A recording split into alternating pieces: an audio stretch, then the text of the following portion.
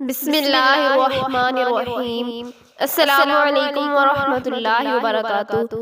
ایک دفعہ کا واقعہ ہے کہ بی بی فاطمہ رضی اللہ تعالی عنہا گھر کے کام کر کے چکی پیس رہی تھی اور رو رہی تھی۔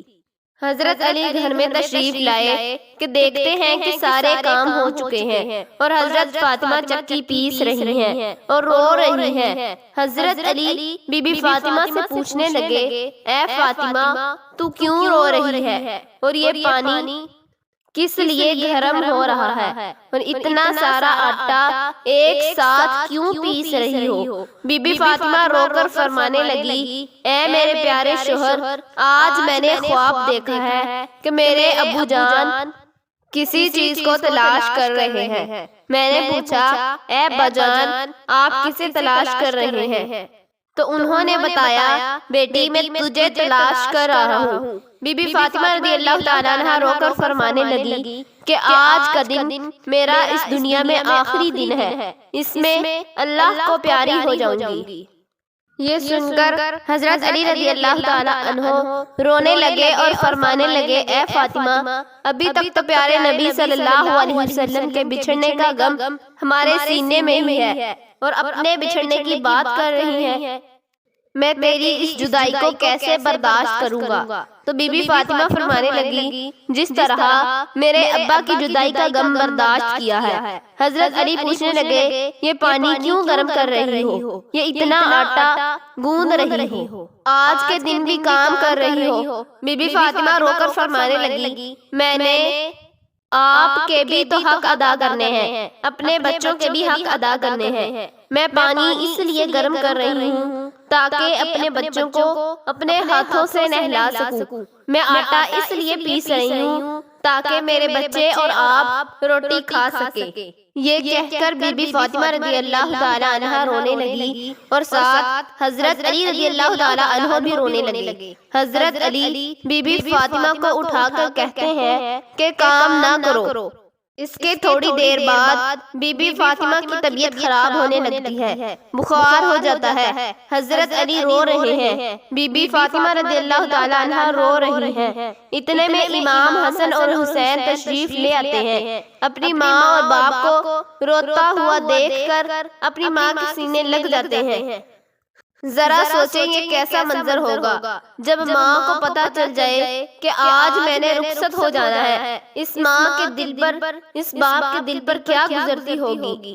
امام حسن اور حسین اپنی ماں اور باپ کو روتا دیکھ کر رونے لگے اور پوچھنے لگے، اے ابا جان کیا ہوا ہے؟ حضرت علی خاموش رہے اور پھر اپنی ماں سے پوچھا، کیا ہوا ہے؟ بی بی فاطمہ فرمانے لگی، تم دونوں اپنے نانا جان کی قبر پر چلے جاؤ۔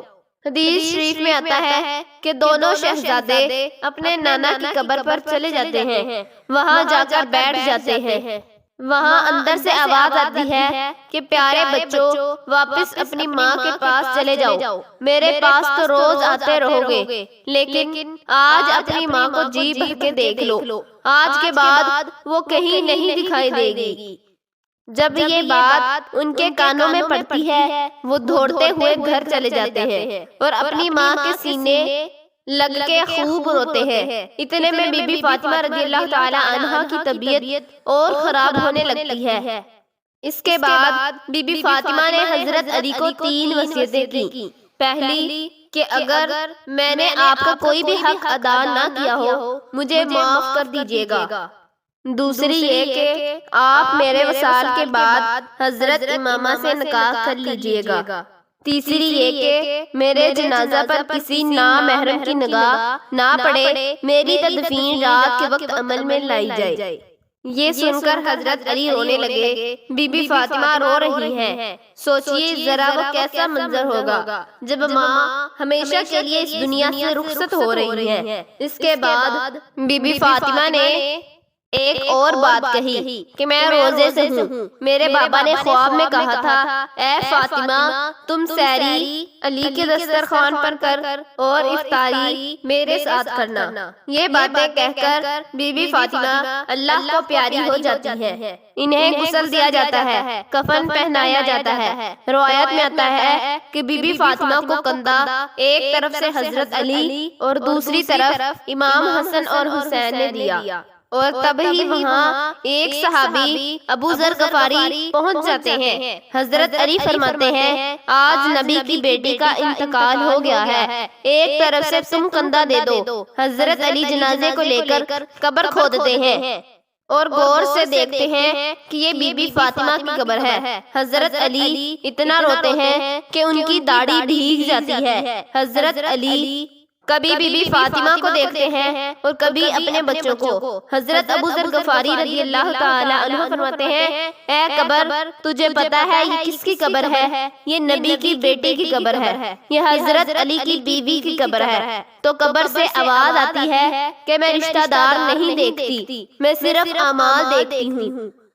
یہ آواز ہم جیسے لوگوں کے لیے ہے۔ بی بی فاطمہ تو گناہوں سے پاک تھی، جنت کی عورتوں کی سردار تھی۔ بی بی فاطمہ کو دفنایا گیا، دونوں بچے اور حضرت علی قبر کے پاس بیٹھے رہے اور بی بی فاطمہ کو یاد کرتے رہے۔ وہ ہمارے نبی کا گھرانہ تھا، جنتی لوگ تھے، نافرمان تو ہم ہیں۔